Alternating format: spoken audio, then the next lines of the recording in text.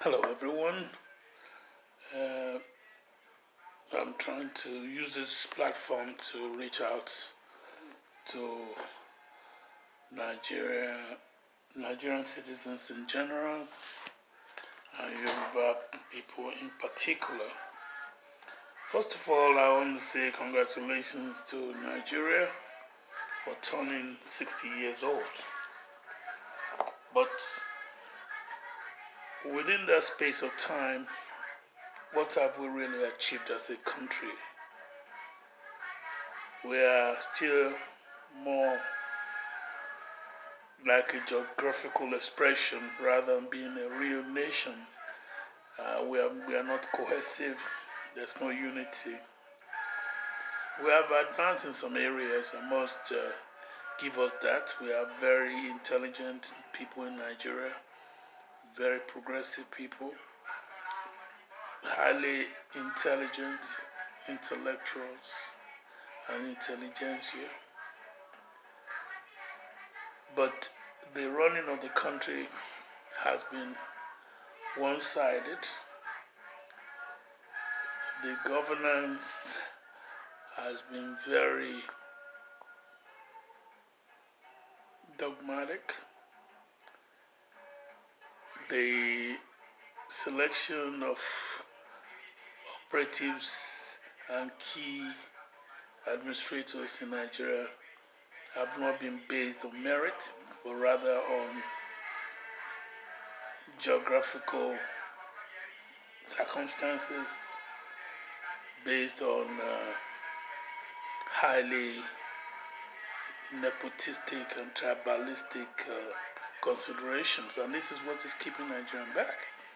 Because we have not put people who are suitable for the position to fill up the post.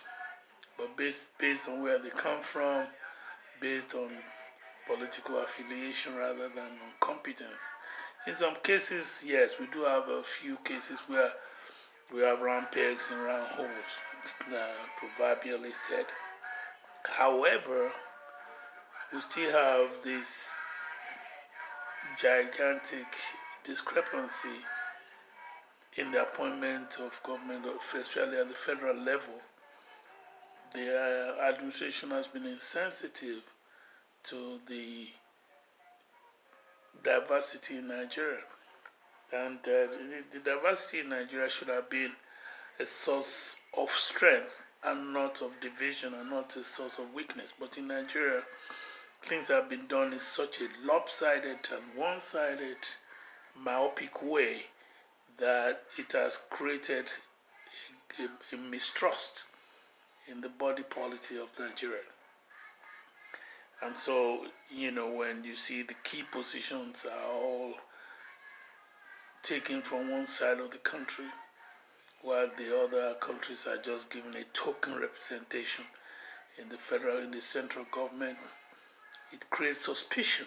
And I'm surprised that with the experience of those at the center, they should have known that a country like Nigeria deserves to have the best, and by doing that, there's full participation from all parts of the country to make us a nation. So as it is now, people don't feel committed to the country. Everybody is selfish, looking for what they can get and what they can loot. And that has been the trend. And it's an unfortunate commentary on the development of this 60-year-old country. We should have gone past that. Indonesia have done it. Malaysia, they've done it. Countries that became independent around the same time with Nigeria, or after Nigeria, they have moved from being a third world country to being a highly industrialized nation. And look at India, and a lot of other places in the world have shown that they could do it. And so, hence they talk about division, hence they talk about Oduduwa Republic, hence the agitation for Biafra. And you cannot blame people who feel like they are being shortchanged by the present contraption. And it's not being a separatist, It's just being realistic. You cannot continue to stay within a contraption that more or less enslaves you and limits your progress. And that's what's going on. We find a lot of people in Nigeria with talent that have not been utilized simply because the opportunity has not been created, because the people who could assist them are not even looking in their direction, and they're not checking on their prospects of contributing to the economy. Now, it's been projected that by the year 2035 or thereabout, there'll be only electric cars. So what happens to Nigeria's economy that is monolithic in terms of economy? The economy is only based on oil. There's no diversification of the economy. There's such, and the effort that I've made to diversify the economy have been more or less very slow and very, very minimal in terms of impact on Nigeria's economy. So we need to start looking for ways to generate funds apart from the petroleum. So there's a lot of work to be done, if at all the Nigerian nation can be created, because right now we don't have a nation, we just have a country. And the allegiance and loyalty of people cannot be towards people that are obviously oppressing them, and they see that they are being denied of their rights. The ports in the south are dominated by people who don't have seas and beaches in their area, in the north. And it's not fair. It's an unfair system. It's an unjust system. It's an unrighteous system. It's a greedy system. It's a corrupt system. It's unjustifiable by any yardstick. And so for us to now pretend that everything is good, everything is okay the way it is, we're just denying. We're just sticking our necks in the sand like an ostrich, trying to hide from the truth. We have to tell ourselves the hard facts. We are not going to continue to stay in Nigeria where we are being denied opportunities that we ought to get, or we are being deliberately minimized. All our institutions have been taken over and destroyed. WNBS, WNTV, First in Africa was taken over by NTA and totally submerged and turned into a satellite station. The first station in Africa, which should be like a mecca for media people around the world to pay a visit to. Now they just turned it into just another station. That was a miscalculation.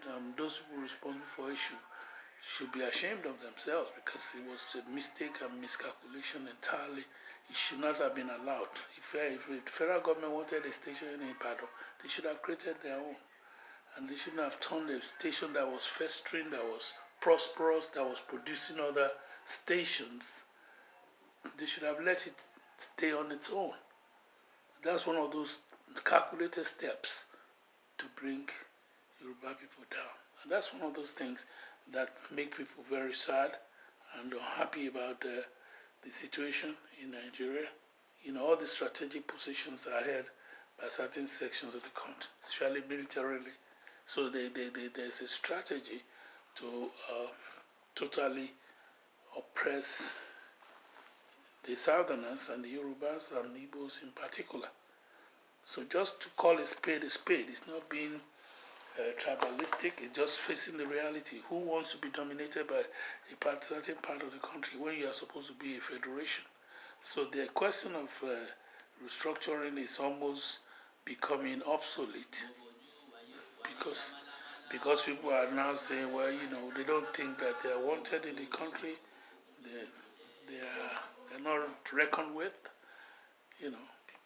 People are feeling that they are not regarded as co-equals in the society. They are being treated as subjects, as if we are being recolonized by a certain section of Nigerian community. And so this has created bad blood, plus the plundering and the incessant murdering of people around the country. life of human beings have been equated with that of a cow. So that is the problem that we're facing at the moment. And the moment everyone sits down to discuss this, if we're going to stay together or we're going to go our separate ways peacefully, I believe we can do that simply. It's just, it has to be a union of convenience. People should not be forced to stay together. The marriage will not be successful if one of the parties is involved is not happy and does not want to be in that relationship. So we have been taking for a ride for a long time. And it's like my friend Charlie Boy will say, I'm moved on too. People are now fed up. Like, hey, you guys, we see what you're doing. We know how you are taking advantage of us. You're taking our minerals. You're taking our resources. You are denying us the proceeds from resources that you take from outside of the country. And you are spending it lavishly, carelessly, and stupidly. You are messing up the future of our own people. I mean, we have the herdsmen coming to plunder farmland in the south, and they don't want them to be checked. Nobody has been brought to book, and everybody's afraid, living in fear in a country where everybody's supposed to be free. So this has to stop. And if we have to sit down around the table to say, okay, let us see how we're going to divide this country, and or see how we're going to restructure it such that there will be equitable distribution of resources. It's a standard philosophy of fairness that distribution should undo excess and each man should have enough. There's no reason where we have the disparity that exists between the haves and the have-nots. There are people here in Nigeria now that are extremely filthy rich, and there are some people that are dirt poor. They are not provided for. We have enough resources to cater for every Nigerian citizen. So there should be that focus by our government, and they should be more deliberate in solving problems and in taking care of our citizens. The emphasis should be on the people, and the people that are in government should be the ones that serve. And in order to make it more of service and less of grab, the salaries of our people in the House of Assemblies and in Senate and all that should be reviewed, so that it will not be about the salary that you're going to get. It's just going to be about the service that you're ready to render, and that should be the ulterior motive for you to come to contest, not because of, oh, they're going to pay me, I'm becoming overnight millionaire. It shouldn't be that, because in other parts of the world, all the largesse that the Nigerian politicians are enjoying are not so distributed in developed countries. Everybody depends on their own effort. They have built their own businesses that thrives even as they serve the country. So they are not sitting down to grab government money and contracts, but they're there working to improve their country and put their mark on the country. So I want us to think about this very seriously.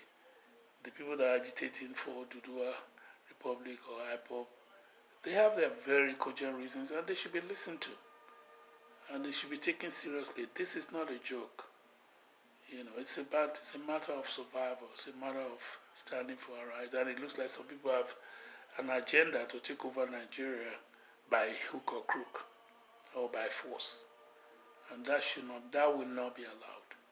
So we need to put our house in order so things don't get horribly wrong and doesn't get worse than what it is.